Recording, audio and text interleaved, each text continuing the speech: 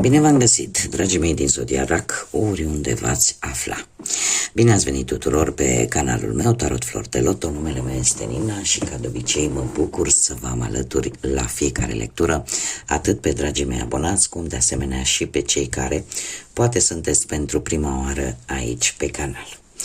Azi voi face, așa cum am obișnuit, o lectură temporală fără limită de timp, o lectură pe care voi să o puteți urmări oricând doriți sau atunci când apare în viața voastră. Desigur, dragilor, nu uitați un lucru important pe care vi-l readuc aminte la fiecare lectură, și anume faptul că voi sunteți cei care vă construiți viitorul. Așa că vă rog din suflet să luați decât acele mesaje care rezonează cu voi, iar restul lăsați-le să zboare în univers, pentru că sigur sunt pentru alte energii, pentru alte persoane care, într-o mai mică sau mai mare măsură, au o legătură cu Zodia Rac. Așa că, dragilor, toți cei care aveți soarele, luna, Venus, ascendentul sau oricare alt aspect astral important pentru voi din harta voastră natală și care are legătură cu Zodia Rac, atunci această lectură este de asemenea și pentru voi. Și haideți să vedem ce ne spune acest minunat oracol Zodiac 108 pentru dragii mei din Rac în acest moment în care voi urmăriți această lectură. Ce vine pentru dragii mei din Rac?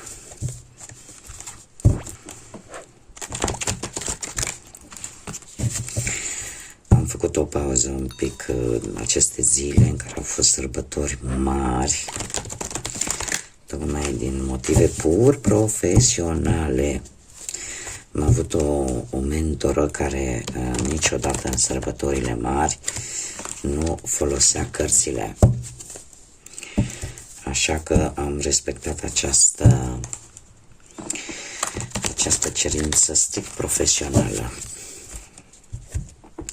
Haideți să vedem. Dar acum am revenit și suntem din nou împreună. Haideți să vedem, dragii mei. Da, se pare că ceva v-a încorsetat. Ceva v-a cam strâns cu ușa, ați avut niște limite impuse, niște restricții impuse sau poate că a trebuit, nu știu, la un loc de muncă în care regulile erau foarte stricte și voi a trebuit să le și urmați, ce să vezi, aceste reguli.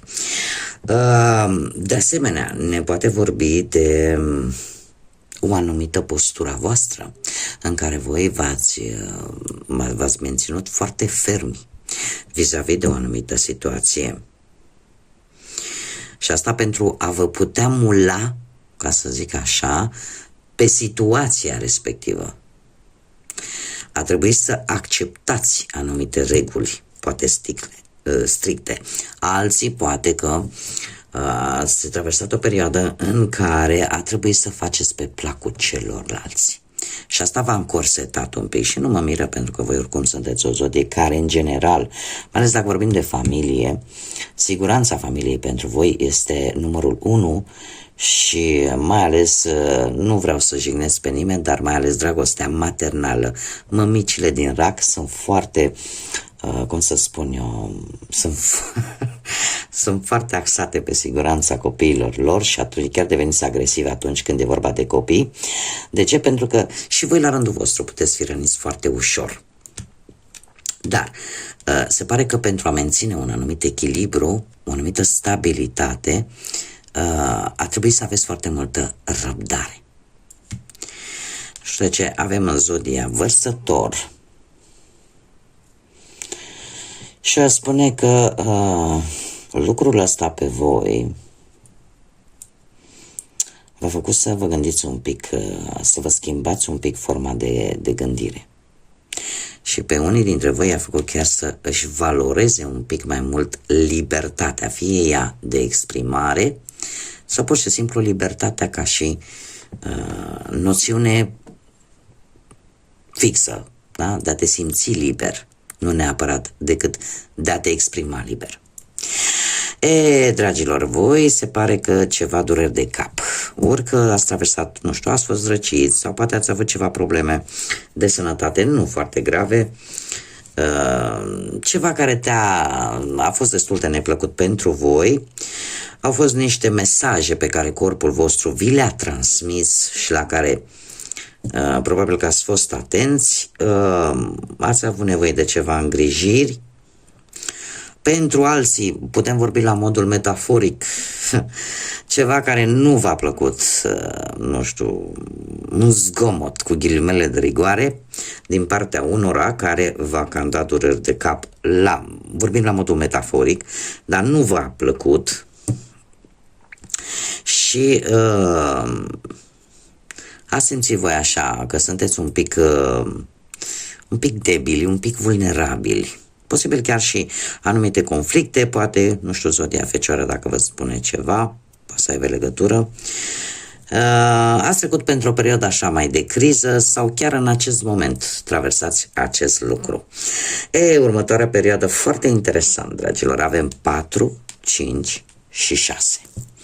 Următoarea perioadă, și trebuie să vă mai spun că am început cu o zodie de aer și terminăm cu o zodie de aer care este Gemeni. Avem un 6. Avem un 6 și avem un tren.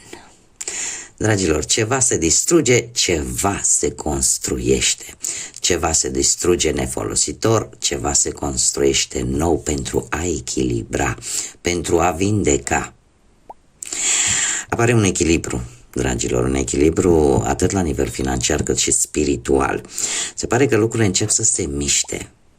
Mai posibil chiar voi să vă mișcați la modul propriu, să fiți pregătiți de o călătorie sau pur și simplu să vorbim de călătoria vieții. Se pare că sunteți hotărâți în următoarea perioadă să mergeți într-o singură direcție. Sunteți focusați mult mai bine pe ceva anume și chiar nu vreți să vă opriți. E exact ca și cum am prins trenul ăsta, nu-i mai dau drumul nici mort, nici moartă. Și se pare că nu opuneți rezistență acestei schimbări care va veni în următoarea perioadă pentru voi. Pentru că vă dați seama că nu există un proverb, există o frază înțeleaptă care spune: Doamne, ai grijă să nu pierzi trenul. Pentru că de multe ori se întâmplă să vină decât o singură dată în gara ta. Așa sunteți voi. Și faptul că avem în zodia Gemeni, care poate sau nu să vă spună ceva, dar dacă nu vă spune nimic zodia Gemeni, atunci înseamnă că ne vorbește de comunicare. Veți comunica mult mai flexibil, veți fi mult mai inteligenți și, paradoxal, nu vă veți implica foarte mult emoțional în următoarea perioadă. Veți fi în căutarea de informații noi. Mare grijă totuși, pentru că zodia Gemeni este renumită pentru faptul că își schimbă opiniile cu foarte mare ușurință. Totuși voi încercați să vă păstrați, ca să zic așa, acea, cum să zic eu, acea sensibilitate, dar de obicei voi încerca să nu arătați slăbiciune. Încercați să vă arătați puternici. Chiar dacă sunteți destul de vulnerabili și voi. Haideți să vedem ce ne spune și tarotul. Ce vine pentru dragii mei din Rac în următoarea perioadă de când urmăresc această lectură. Ce vine pentru dragii mei din Rac?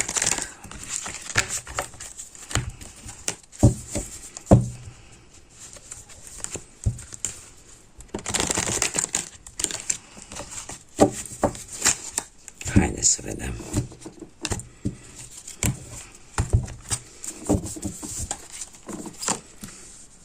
Da. Se pare că tocmai aici unii dintre voi ați traversat o perioadă destul de surprinzătoare, dificilă, care v-a luat prin surprindere pe unii dintre voi și care a venit așa pe nepusă masă. Avem turnul, ceva negativ, un rezultat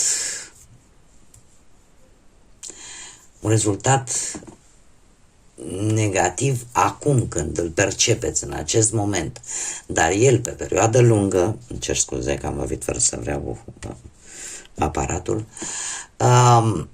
pe perioadă lungă se va vedea că totuși ceea ce s-a întâmplat acum e ca și cum mai ziceți, distrug ce e putred, distrug ceea ce nu funcționează. Cuiva i-a căzut coroana aici. Și indiferent că e o altă persoană sau că sunteți voi, ceva aici nu funcționa. Ceva aici nu era bine. Acum trebuie să vă spun un lucru, cel puțin în acest pachet de cărți, din ce văd eu aici. Eu zic că a fost mai mult la nivel mental ce s-a întâmplat cu voi. A fost așa ca o trezire, ca o zguduire de aia puternică în care ți s-a spus, ei, vezi că nu e bine, ai muncit prea mult pentru această bază solidă ca să-ți pierzi capul acum. Dar turnul, așa simbolic vorbind, reprezintă partea internă a corpului uman. Și din câte văd eu aici, decât partea de sus este distrusă. Totuși baza este destul de groasă. Deci aici s-a întâmplat ceva, dar care v-a afectat foarte mult, mai mult pe plan mental sau moral. Bun. Asta s-ar fi putut întâmpla indiferent de ce aspect al vieții vorbim, fie el profesional, material sau sentimental. Ce nu este în favoarea voastră și este foarte interesant. Faptul că cu acest nou de monede, dragilor, voi ar putea juca un pic în defavoarea voastră faptul că aveți o siguranță prea mare pe voi. Posibil să aveți o mică reușită, să aveți, nu știu, să obțineți voi ceva ce pentru voi este important. Dar totuși, această siguranță de sine vă poate împiedica să vedeți lucruri importante care se întâmplă lângă voi. Iar asta să joace un pic în defavoarea voastră. E posibil ca, nu știu, dacă vorbim de muncă, nu știu, pentru cei, mai ales pentru cei care căutați un job, posibil să apară o oportunitate, mamă, bună rău de tot. Aveți așa o mare siguranță pe voi, încât nu vă mai uitați stânga-dreapta. Și e posibil totuși ca această ofertă nu fie chiar lapte și miere. Așa cum foarte bine am putea zice pe plan sentimental. Sunteți foarte siguri pe voi. Ceea ce nu este, cum să spun, nu este rău până la un anumit punct. Adică trebuie să-ți lași o marjă de precauție. E posibil o călătorie să vă strice apele.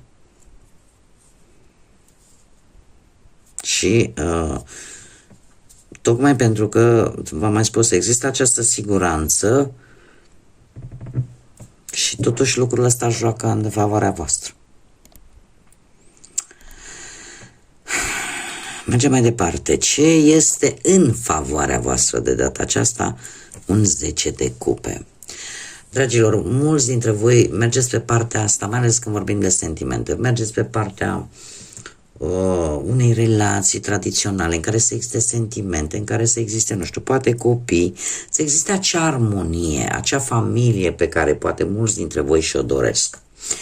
Dar acest 10 de cupe se pare că ce este în favoarea voastră, un eveniment important, care poate într-adevăr să fie un eveniment ori familiar, ori de relație, da?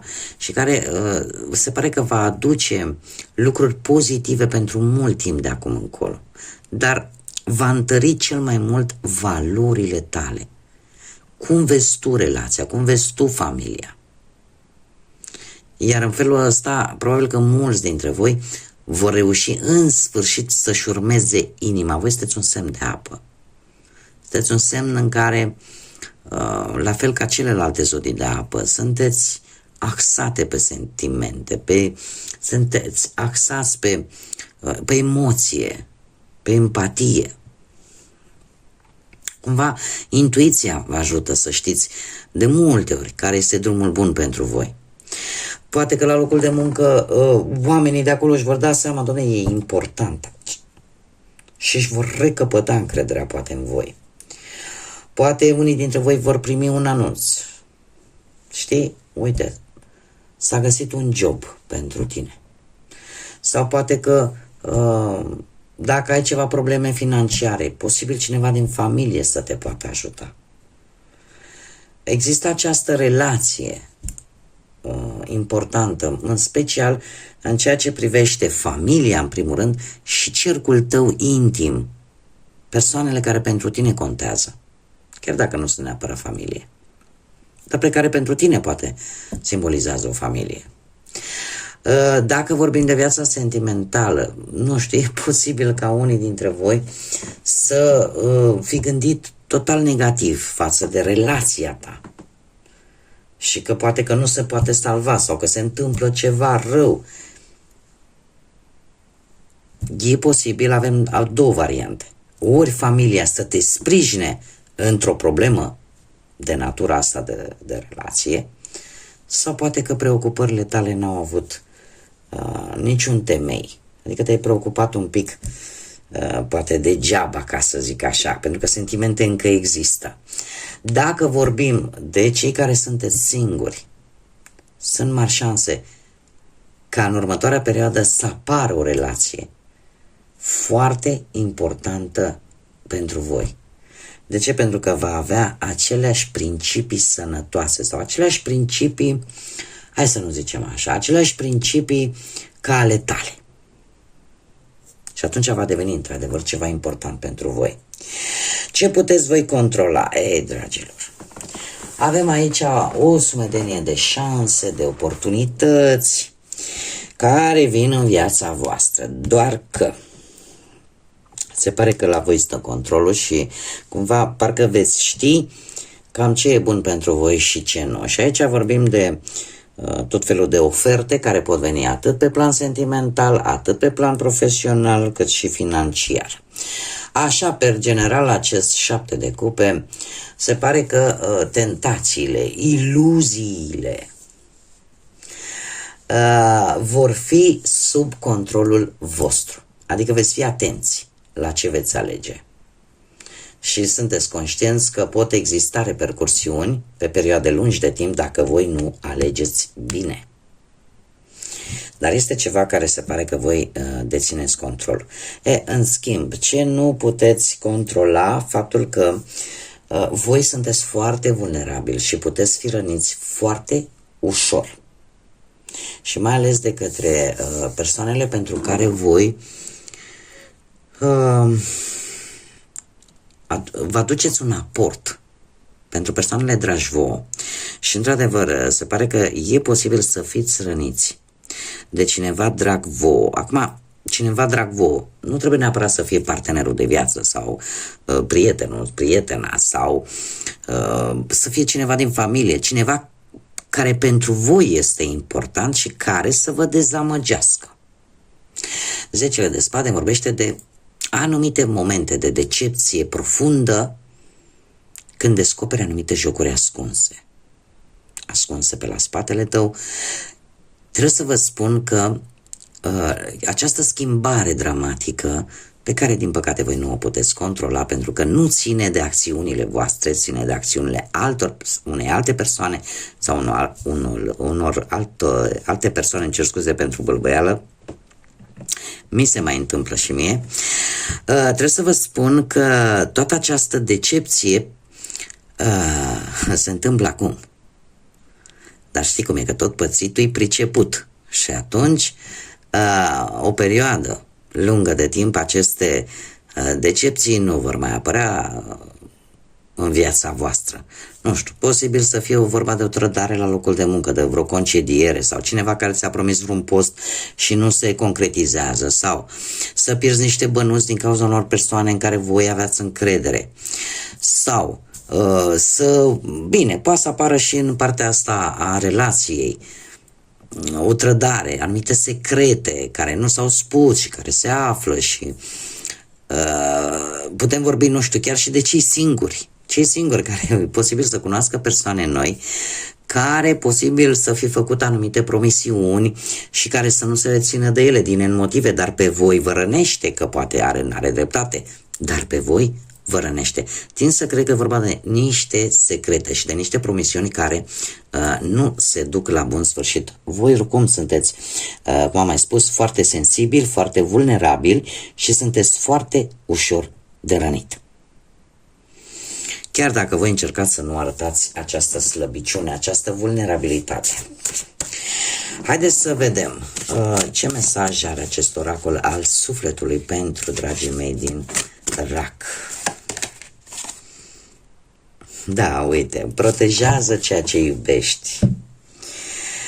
Este responsabilitatea și obligația ta. E vorba de copii în primul și în primul rând. Aici avem un animăluț. În general, așa cum am spus-o chiar de la început acestei lecturi, voi sunteți foarte familiști, siguranța familiei voastre, siguranța celor dragi, este un lucru important pentru voi. Chiar dacă de multe ori simpatizați ușor cu alții și, cum am mai spus, sunteți foarte ușor vulnerabili, totuși puteți deveni agresivi doar când e vorba de copii, de copiii voștri, de persoanele cele mai dragi vouă. Și se pare că vă veți proteja din responsabilitate, poate unii poate consideră că din obligație, dar veți avea un motiv în următoarea perioadă în care veți avea această tendință de a proteja ceea ce voi iubiți. Și indiferent că aici avem un cățeluș, putem vorbi de un animăluț de companie care vă este tare drag, sau putem vorbi, cum am mai spus, de copii, putem vorbi de cineva drag vouă, care pentru voi este foarte important. Și avem aici numărul 25 sau numărul 7, care eu sper să vă comunice ceva, să simbolizeze ceva important pentru voi, de 7 sau 25. Bun, dragii mei, cam atât am avut pentru voi. Eu vă mulțumesc din suflet pentru prezență, mulțumesc desigur ca de fiecare dată de mii de ori pentru sprijinul vis-a-vis de această muncă pe care eu o depun aici, în acest proiect numit Tarot Flor de Loto, pentru like-uri, distribuiri și comentarii, cum de asemenea pentru toți cei care v-ați abonat și care ne întâlnim, și eu vă aștept cu mare drag aici pe canal să ne întâlnim la fiecare lectură. Desigur, toți cei care nu v-ați abonat încă, nu este târziu, nu costă nimic, este gratuit, așa că nu ezitați dacă vă plac acest tip de lecturi și simțiți că puteți intra în această comunitate frumoasă a florilor de lotus. Eu cu mare drag vă aștept să fim împreună aici pe canal. Până data viitoare, când ne vom reîntâlni la o nouă lectură, eu vă doresc ca de obicei tot binele din lume, să aveți parte de multă energie pozitivă, de multă lumină în suflete și în gânduri și, desigur, să fiți iubiți, dragilor.